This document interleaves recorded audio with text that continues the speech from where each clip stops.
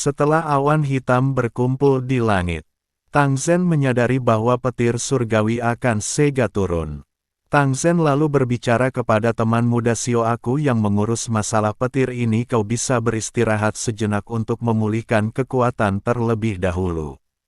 Namun Xiaoyan percaya diri dan menolak bantuan Tang Zhen. Permintaan Xiaoyan itu jelas membuat semua orang merasa heran dan kebingungan dengan kekuatan serta kondisinya sangat mustahil baginya untuk menanggung petir surgawi tersebut. Tatapan bingung semua orang bertanya-tanya apakah Xiaoyan sanggup menghadapi badai petir tersebut. Sesaat kemudian dia lantas mengeluarkan boneka iblis tingkat bumi dari dalam cincin penyimpanannya. Ketika menampung petir surgawi terakhir kali, boneka iblis berhasil mendapatkan peningkatan yang cukup besar. Sebab itu Xiaoyan yakin jika dia menyempurnakannya lagi, kemungkinan daya tempur boneka iblis akan terus meningkat. Tang Zhen tampak cukup terkejut dan tak menyangka selain memiliki api surgawi dan kemampuan memperbaiki pil, Xiaoyan ternyata juga memiliki sebuah boneka iblis kelas Dozong. Hal ini secara alami membuat identitas Xiaoyan menjadi semakin misterius. Meskipun boneka ini cukup kuat, tetapi Tang Zhen masih merasa cemas dan meminta Xiaoyan agar segera memberinya isyarat jika sampai terjadi sesuatu. Xiaoyan perlahan mengangguk. Setelah itu dia lantas memerintahkan boneka iblis untuk pergi menangkal gemuruh petir di langit. Tindakan Xiaoyan itu jelas membuat semua orang semakin dipenuhi rasa ketidakpercayaan. Bagaimanapun petir surgawi yang terbentuk dari pil kelas 7 tingkat tinggi bukanlah sesuatu yang bisa ditaklukkan dengan mudah. Bahkan ahli sekelas bintang 5 Dozong ke atas saja hampir tidak mampu untuk memblokirnya. Di sisi lain Huo Er juga tampak merasa cemas. Jika boneka iblis tersebut sampai dihancurkan oleh petir surgawi, maka Xiaoyan tentu akan menerima hantaman petir yang sangat serius. Sementara semua orang dipenuhi kekhawatiran, Xiaoyan justru merasa sangat antusias dan penasaran sebesar apa peningkatan yang akan terjadi pada boneka iblis miliknya. Pada saat ini boneka iblis sudah berada di tingkat bumi dan mampu bersaing dengan para ahli di kelas Dozong. Jika boneka tersebut dapat berevolusi ke tingkat tertinggi, maka kemungkinan besar dia akan mampu menghadapi para ahli di kelas Dozun. Beberapa saat kemudian gemuruh serta kilatan petir pun tampak berubah menjadi lebih padat. Sambaran petir maha dahsyat pun tiba-tiba melesat dari cakrawala dan mengarah tepat ke lokasi. Kuali obat berada boneka iblis yang tergantung di langit pun dengan cepat memblokir sambaran tersebut. Pada saat ini semua orang bisa menyaksikan cahaya perak yang tak terhitung jumlahnya terus mengalir ke dalam tubuhnya. Pemandangan ini seketika membuat Tang Zhen benar-benar terkejut. Dia tak menyangka boneka iblis akan memiliki kemampuan untuk menyerap energi liar semacam itu. Di saat yang bersamaan 3 sambaran petir lainnya pun tiba-tiba turun dari langit dan kembali menghantam tubuh boneka iblis milik Xiaoyan. Setelah menyerap begitu banyak energi petir, permukaan tubuh boneka iblis pun tampak menjadi jauh lebih kuat layaknya seorang dewa perang. Menurut penglihatan Xiaoyan, daya tempur boneka iblis saat ini setidaknya berada di bintang 7 Dozong. Selama penyerapan petir surgawi terus berlangsung, peluangnya untuk naik ke kelas Dozun bukanlah hal yang mustahil. Tang Zhen perlahan menghela nafas lembut di dalam hatinya. Dia secara alami merasakan bahwa petaka petir surgawi akan segera berakhir. Selain itu dia juga masih merasa tidak percaya setelah melihat bahwa selain menyerap energi petir, boneka iblis milik Xiaoyan benar-benar dapat memanfaatkan energi liar tersebut untuk memperkuat tubuh fisiknya. Hal semacam ini adalah sesuatu yang belum pernah dia temui selama hidupnya. Tidak hanya Tang Zhen, seluruh alkemis yang hadir tentu merasakan hal yang sama.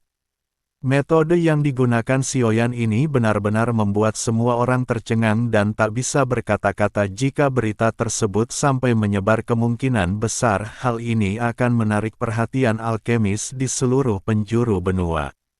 Selama seseorang memiliki boneka iblis tersebut maka dia tidak perlu khawatir tentang masalah petir surgawi ketika memurnikan pil obat ke depannya. Sesaat kemudian sambaran petir menyerupai naga perak pun tampak melonjak hebat dan menghantam boneka iblis.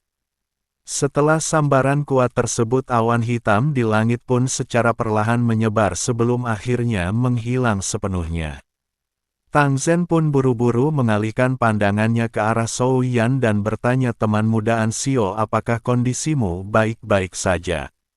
Xiao Yan perlahan melambaikan tangannya dan memberitahu Tang Zhen agar tidak perlu terlalu cemas. Setelah mengatakan hal itu Zhou Yan kemudian beralih ke boneka iblis setelah menerima hantaman petir dan turun ke bawah.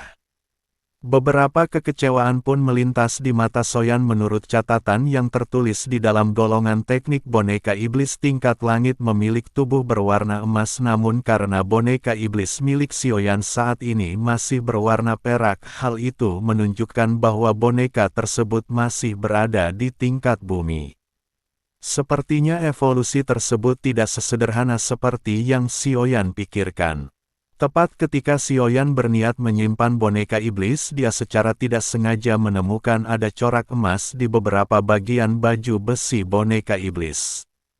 Sukacita pun dengan cepat meloncak di wajah Sioyan ketika melihat kilau keemasan ini. Jika di masa depan dia memiliki kesempatan untuk memberi beberapa petir surgawi, maka boneka iblis akan sepenuhnya berevolusi ke tingkat langit yang setara dengan elit Dozun.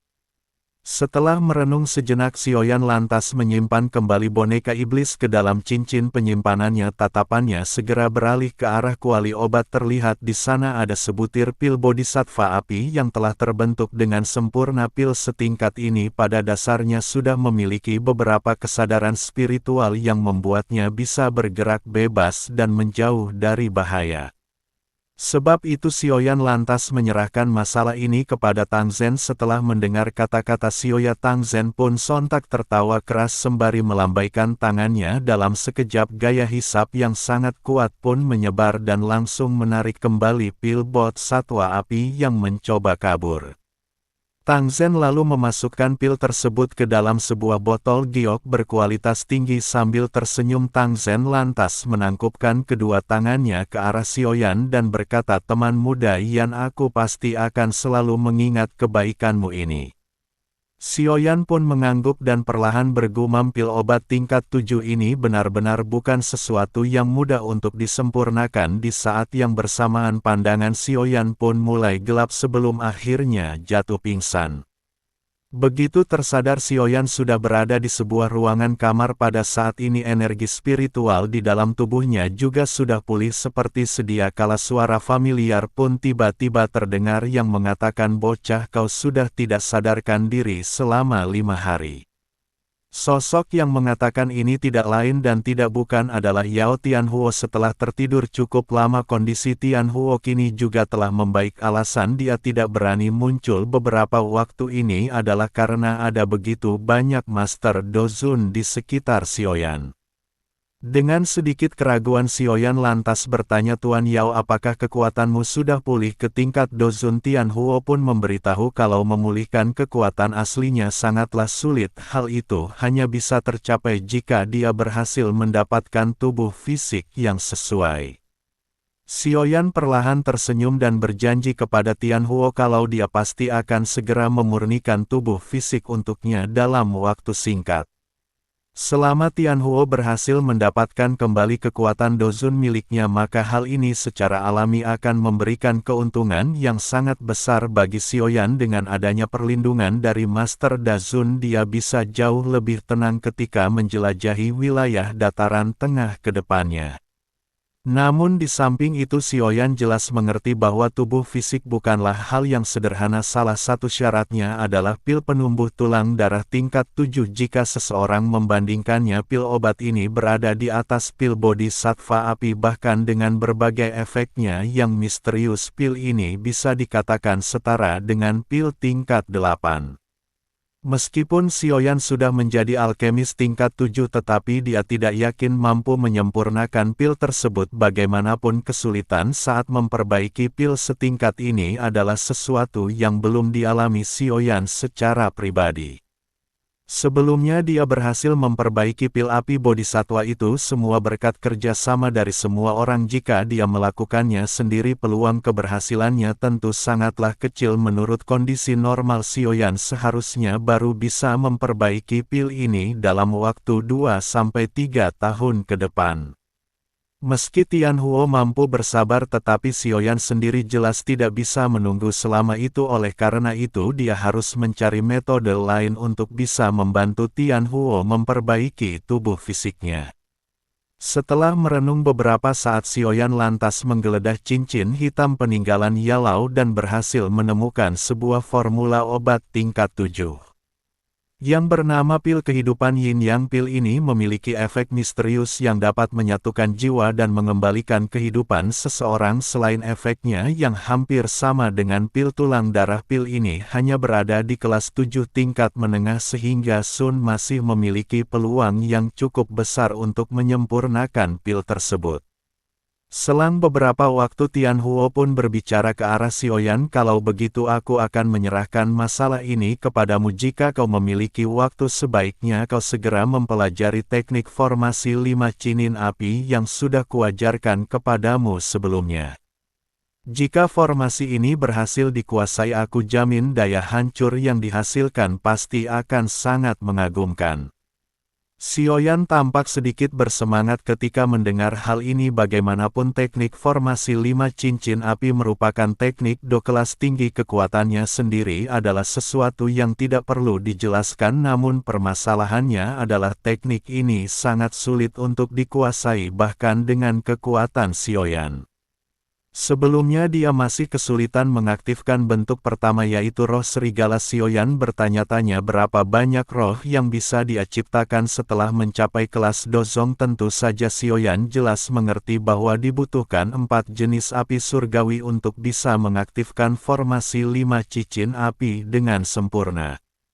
Dikarenakan Xiaoyan baru memiliki 3 api surgawi termasuk Bone Chilling Flame, dengan kata lain dia harus mendapatkan api surgawi baru jika ingin mencapai tingkatan tersebut. Setelah mengobrol sejenak dengan Tianhuo, Xiaoyan pun perlahan bangkit dari tempat tidurnya dan berjalan keluar ruangan karena dia telah berhasil membantu Tang Zhen memperbaiki pil Bodhisattva api. Sudah saatnya untuk mendapatkan teknik 3 perubahan api misterius. Sesampainya di halaman luar, Suyen pun bertemu dengan nona muda Huur.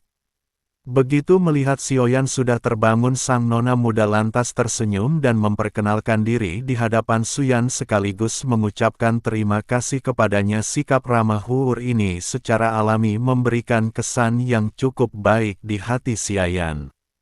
Selang beberapa waktu Huur lantas memberitahu bahwa ayahnya sudah menunggu Xiaoyan di dalam aula. Sambil menunjukkan jalan, Huer pun bertanya kepada Xiaoyan mengapa dia sangat tertarik dengan teknik 3 perubahan api misterius.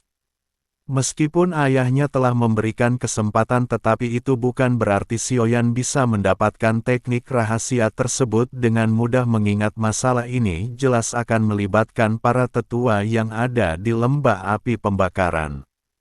Untuk mengambil keputusan akhir dengan sedikit keraguan, Xiaoyan pun menjawab bahwa teknik ini sangat cocok dengan metode pelatihannya. Tentu saja di sini Xiaoyan hanya menjawab seperlunya agar tidak menimbulkan kecurigaan bahwa dia sudah memiliki teknik tersebut. Sesaat kemudian mereka pun akhirnya tiba di sebuah aula yang sangat luas. Sesampainya di dalam pandangan Xiaoyan pun seketika tertuju ke arah kursi pemimpin. Terlihat di sana ada Tang Zhen dan beberapa tetua termasuk Ciwo yang duduk di sekitarnya. Xiaoyan pun perlahan menangkupkan kedua tangannya dengan ekspresi serius. Dia lalu memberikan salam penghormatan kepada Tang Zhen sembari mengatakan, "Ketua Lembah Tang, terima kasih atas perhatianmu. Berkat perawatan yang kau berikan kini kondisiku telah pulih sepenuhnya."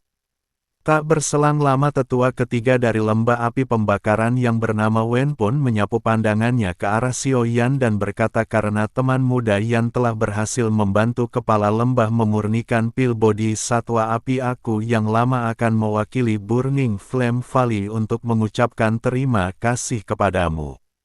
Namun teknik tiga perubahan api misterius adalah rahasia Burning Flame Valley yang tidak boleh jatuh ke tangan orang luar oleh karenanya aku harap kau bisa mengubah permintaanmu ini. Wajah Tang Sen pun seketika tenggelam. Dia lantas berkata tetua aku yang lama telah berjanji kepada teman muda Yan Xiaoyan apakah kau mencoba untuk membuatku menelan kata-kataku? Jangan katakan padaku bahwa aku tidak memiliki sedikit pun otoritas di sini. Ketua kedua pun mencoba menenangkan Tang Sen dan mengatakan bahwa Wen hanya mengikuti aturan yang berlaku bahkan jika tetua pertama ada di tempat ini dia kemungkinan juga akan memikirkan hal yang sama. Selain itu teman muda Yanso ini terus menutupi wajah aslinya kepala lembah. Jangan bilang bahwa kau akan menyerahkan teknik rahasia kita kepada seseorang yang latar belakangnya saja tidak diketahui. Aku pikir tetua kedua sudah menganggapku terlalu berlebihan karena kau tidak menyukainya maka aku akan segera melepaskannya. Setelah mengatakan ini Xiaoyan pun akhirnya melepas jubah serta topeng di wajahnya dan menunjukkan penampilan aslinya wajah muda Xiaoyan.